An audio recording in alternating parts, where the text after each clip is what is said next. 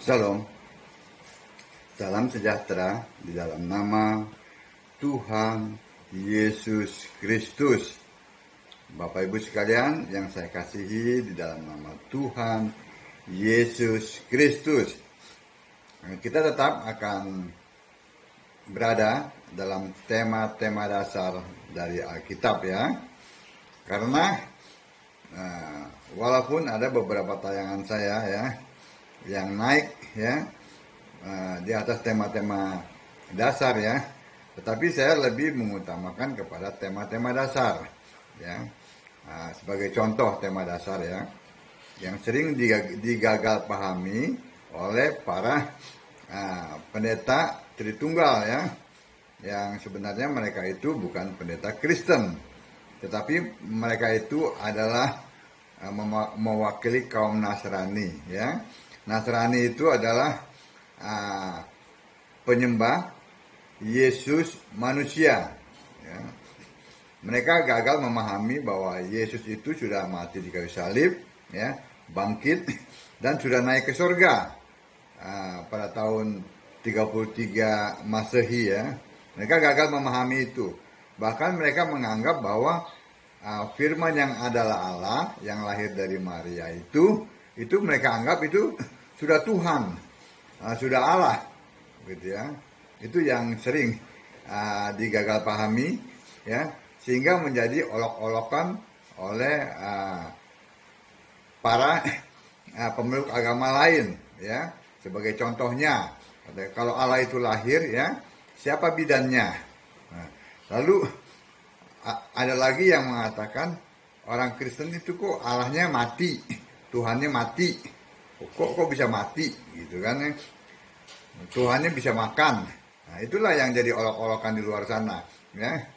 Bahkan para penganut ini ya mempunyai sebuah doktrin juga yang mengatakan bahwa Yesus itu 100% manusia, 100% Allah gitu ya.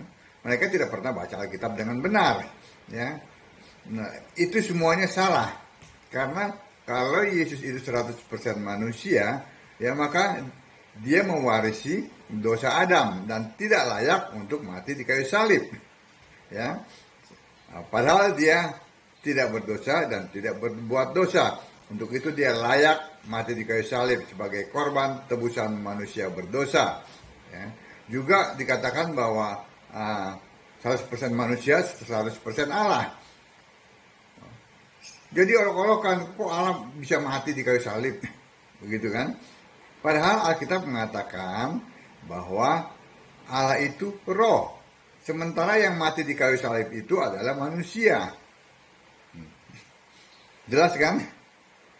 Jadi inilah ketidakpahaman yang dianut ya, yang menjadi dasar dari para pendeta di luar sana ya. Para pendeta Nasrani itu ya, itu yang sering jadi bahan-bahan olokan. Bahkan mereka anehnya berani berdebat dengan pemuka-pemuka agama di luar gitu ya. Dan kalau mereka berdebat tuh ributnya luar biasa, ramai sekali ya. Yang satu pakai tafsir, yang satu pakai doktrin ini doktrin itu, dan tidak ada hasilnya ya. Setelah sekian puluh tahun pun tidak ada hasilnya. Hanya membuat yang satu sakit hati, yang satu juga jelas ya, kayak ingin membalas begitu ya. Akhirnya saling memaki, begitu, keluar dari konteksnya. Karena masing-masing tidak memahami Alkitab, begitu. Inilah yang kekacauan itu dimulai dari para pendeta Nasrani. Para pendeta Tritunggal gitu. Mereka mengaku bahwa mereka itu apologet Kristen. Tidak. Bukan itu. Mereka tidak mewakili orang Kristen. Orang Kristen adalah penyembah Yesus Kristus, satu-satunya Allah. Sesuai dengan Alkitab. Nah, kalau mereka ini penyembah Bapa, mereka ini penyembah Tritunggal. Tidak ada di Alkitab. Baik, itu tadi pembukaannya saja ya. Ya, akibat mereka lah maka kekristenan dihujat-hujat. Gitu. Mereka tidak mengerti Alkitab, tapi sombongnya setengah mati karena mereka merasa sudah, oh saya sudah sekolah tinggi, ya saya sudah sekolah tinggi di tempat ini, di tempat itu, saya sudah memahami bahasa Ibrani, Yunani.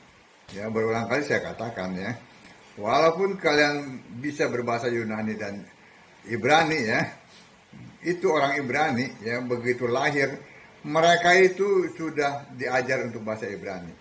Nah kalau mereka bukan karena mereka bisa bahasa Ibrani lalu mereka percaya Yesus, buktinya mereka membunuh Yesus. Malah mereka jago bahasa Ibrani. Kalian baru berapa tahun sih belajar bahasa Ibrani? Demikian juga dengan bahasa Yunani. Jadi jangan sombong, jangan itu. Orang bisa memahami Alkitab, ya, kalau mereka menyembah Yesus sebagai satu-satunya Allah yang benar. Dan Yesus itu yang membukakan pikiran dari manusia itu, sehingga manusia itu mengerti kitab suci. Nah, ayatnya, Lukas 24 ayat 45. Kalau kalian penyembah Allah Tritunggal, penyembah Bapa, siapa yang bisa membukakan pikiran kalian sehingga kalian bisa mengerti kitab suci? Tidak bisa, karena kitab suci Alkitab itu adalah firman Allah yang tertulis. Firmanmu adalah kebenaran, kebenaran adalah Yesus Kristus. Jelas bukan? Alkitab bukan dihasilkan oleh pemikiran-pemikiran dari para pendahulu gereja, pemuka-pemuka daripada agama Nasrani ini. Tidak. Alkitab ditulis berdasarkan ilham dari Yesus Kristus. 2 Timotius 3 ayat 16. Jadi yang bisa membukakan hanya Yesus. Baik, ya. Gagal paham ini terus berlanjut, terus menerus berlanjut ya. Ya, sehingga pada saat manusia Yesus itu mati ya, bangkit dan naik ke surga, ini berubah ya. Dari awalnya dari firman menjadi manusia ya. Manusia itu mati di kayu salib ya, fisik ya. Lalu dia bangkit dan naik ke surga. Dan dia bangkit naik ke surga itu kan roh. Di surga kan roh. Ya kan? Nah, dia bangkit dan naik ke surga. Dia berubah lagi menjadi roh.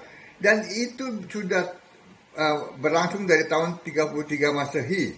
Ya. Tetapi oleh para penganut Tritunggal ini dipikirnya, ya, dipahaminya bahwa yang lahir dari Maria itu adalah Tuhan, adalah Allah. Ya, seperti yang tadi saya jelaskan. Dan juga anehnya, pada saat manusia itu mati dan kembali ya menjadi firman, menjadi roh, menjadi Allah, ya, itu masih dipahami sebagai apa? Sebagai yang sujud kepada Bapa. Itu masih dipahami sebagai apa? Sebagai manusia. Lucu deh, terbalik-balik. Begitu.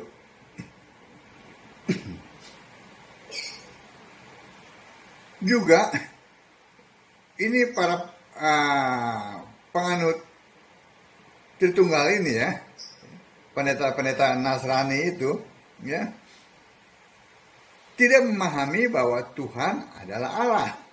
Padahal jelas-jelas dikatakan, dengarlah hai orang Israel, Tuhan Allah kita. Ya, dalam Markus 12 ayat 29. Bahasa yang sederhana ini tidak bisa dimengerti. Kenapa? Karena yang kalian sembah itu bukan Yesus. Yang kalian sembah itu Bapa. Makanya Bapa itu dipampet pikiran kalian. Sehingga kalian tidak bisa mengerti. Kalian ngotot bahwa Yesus itu Tuhan. Tapi yang jadi Allah itu Bapa. Atau disamarkan lagi, Yesus itu juga Allah, tetapi ada lagi Allah lain, yaitu Bapa. Allah cuma satu, tidak ada tiga. Kalau kalian ngotot bahwa Bapa juga Allah, berarti ada dua. Lalu kalian sebut lagi Roh Kudus adalah Allah, jadi tiga. Apanya yang satu? Allah satu. Ya, dalam Yesaya ya 44 ayat 6, Yesaya 44 ayat 24. Allah satu, tidak ada Allah lain selain aku. Tuh. Tapi kalian bilang Allah tiga. Nah itu karena mampet. Karena yang kalian sembah bukan Yesus. Kalian juga berpikir bahwa di sorga itu ada dua tahta. Ya kan? Ada tahta Allah, ada tahta anak domba. Lalu Allah dan anak domba memerintah tuh sambil duduk-duduk, ya. Kan begitu. Ya, sambil pangku-pangkuan. Ya. Mengatur bumi ini, mengatur ciptaannya. Tuhan itu Allah. Ya. Yesus itu Allah, Yesus itu Tuhan, ya. Sehingga dalam sebuah apa katanya itu ya, sebuah perdebatan, ya, orang-orang dari sebelah itu, ya, agama sebelah bilang, buktikan kalau Yesus itu Allah. Ya, mana ayatnya yang mengatakan aku Allah, sembahlah aku. Nah, para pendeta Nasrani tidak bisa. Karena apa? Mereka masih berpatokan kepada manusia Yesus itu. Yesus itu adalah manusia, masih sujud kepada Allah, masih sujud yang dimaksudnya itu masih sujud kepada Bapa. Itu pemikiran-pemikiran primitif. Ya jelas pada saat dia manusia, dia lahir sebagai manusia dari Maria, ya. Dia tidak mungkin mengatakan aku adalah Allah. Karena dia manusia. Tetapi coba baca dalam Kisah 10 ayat 15. Pada saat dia telah mati, bangkit dan naik ke surga, apa yang dia katakan kepada Petrus? Ya. Kisah 10 ayat 15.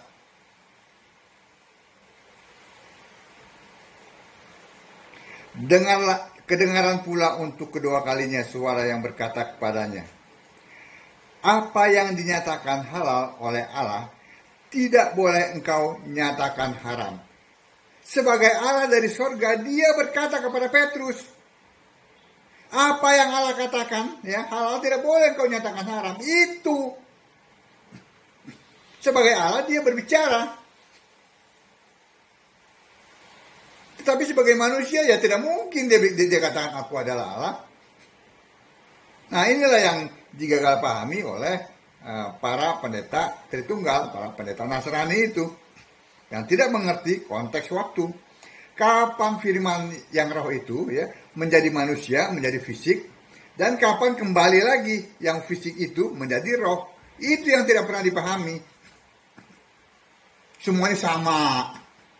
Karena Allah itu tidak berubah dahulu, sekarang, dan sampai selamanya. Ya jelas, kasihnya tidak berubah.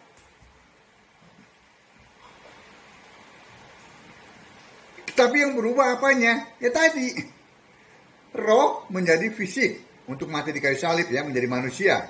Ya, setelah manusia itu mati, ya, itu fisik. Dia kembali menjadi roh. Kan pada mulanya adalah firman. Firman bersama-sama dengan Allah. Firman adalah Allah. Ini juga sebuah dasar yang gagal dipahami. Mereka berpikir, oh, kalau ada Allah, ada firman, itu ada dua. Jelas-jelas dikatakan pada mulanya adalah firman. Tidak ditulis pada mulanya adalah Allah. Itu pun mempunyai makna agar tidak disalahgunakan. Pada mulanya adalah firman. Firman bersama-sama dengan Allah. Firman adalah Allah. Oh, ada firman bersama Allah? Oh, dua. Tidak. Karena Allah itu roh. Firman itu adalah Allah. Dengan demikian, firman itu adalah roh. Roh itu satu. Kata bersama-sama itu untuk menunjukkan dengan bahasa manusia, ya, bahwa di surga tetap ada Allah pada saat firman itu yang adalah Allah menjadi manusia. Kenapa ayat selanjutnya mengatakan firman itu adalah Allah? Nah, kalau yang bahasa yang sederhana ini tidak bisa dimengerti, itu berarti pemikirannya mampet, masih rendah, karena tidak dibukakan oleh Yesus. Ini buktinya. Sehingga kalian juga bertanya, oh kalau firman itu menjadi manusia, berarti Allah tidak punya firman. Berarti di surga tidak punya firman. Kalian berpikir bahwa firman itu hanya sebesar tubuh Yesus. Atau sebesar kepala Yesus. Begitu kan?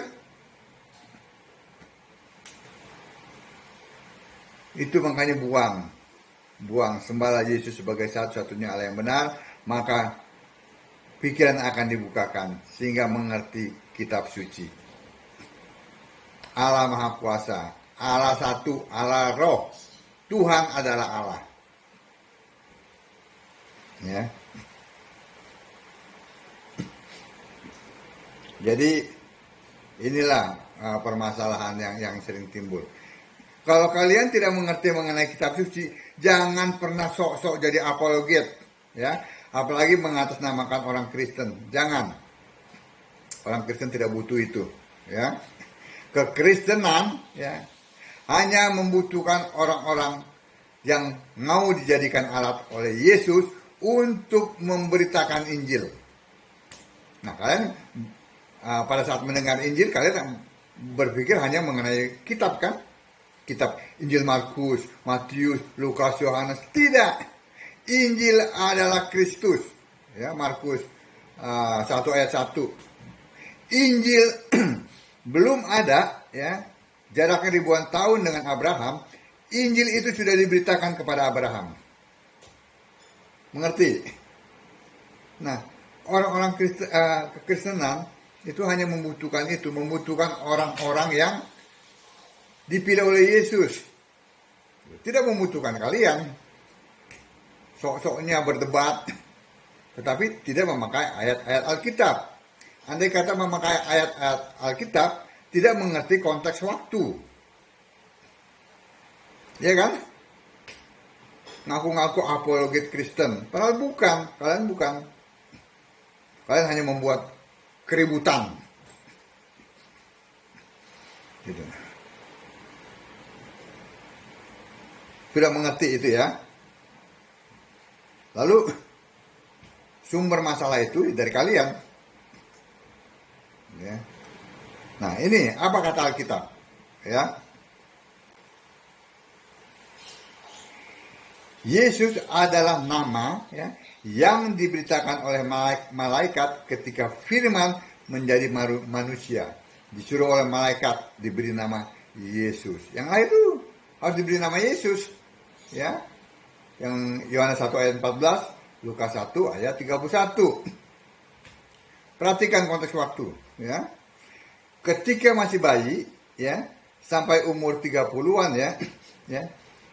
Manusia itu setara Allah, ya. Ayatnya Filipi 2 ayat 6. Semua malaikat sujud menyembah Yesus, ya. Ibrani 1 ayat 6. Nah, ketika umur 30 tahun, ya, dia memulai pelayanannya sesuai dengan Lukas 3 ayat 23, maka Yesus, ya, merendahkan dirinya, ya. Yang tadinya setara Allah, dia merendahkan dirinya, ya, menjadi hamba, ya. Dalam Filipi 2 ayat yang ke-7 dan ke-8, ya. Maka mulai saat itu, ya, saat itu juga, ya, pada saat dia merendahkan dirinya, malaikat tidak lagi sujud menyembah kepada Yesus. Tidak lagi sujud kepada Yesus maksudnya, ya. Malahan malaikat menguatkan dia, ya. Lukas 22 ayat 43. Ya. Saya bacakan, ya, dari Filipi 2 ayat 6 sampai 8, ya.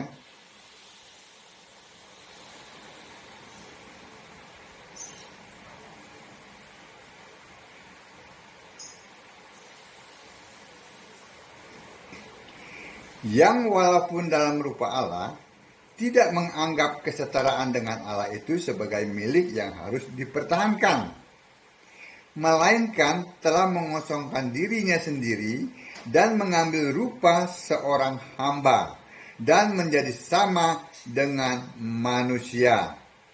Dan dalam keadaan sebagai manusia, ia telah merendahkan dirinya dan taat sampai mati, bahkan sampai mati di kayu salib. Jelas bukan? Yang mati adalah manusia, bukan Tuhan, bukan Allah. Nah, inilah yang tidak dimengerti ya oleh para mayoritas lah. 99,99% lah para pendeta di luar sana tidak mengerti ayat ini.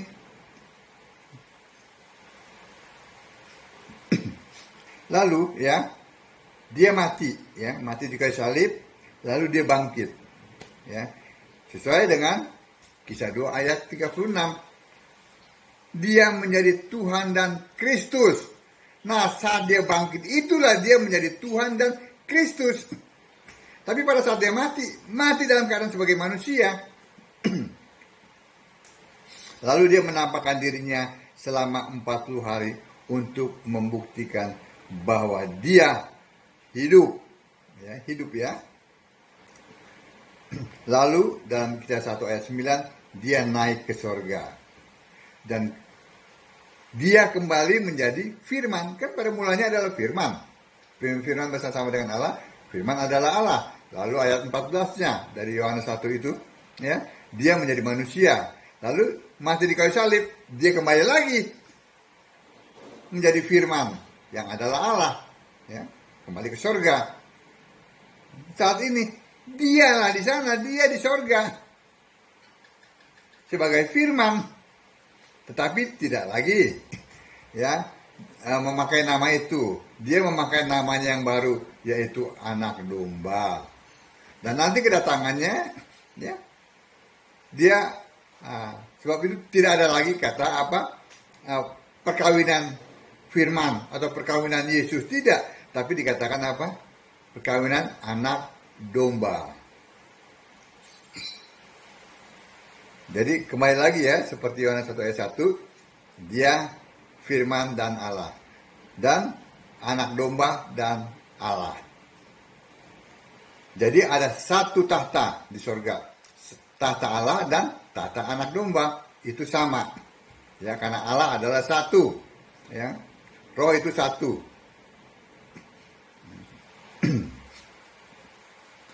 Jadi saat ini kalau masih ada yang menyembah Yesus manusia, itu dosa, menghina pengorbanan Yesus di kayu salib.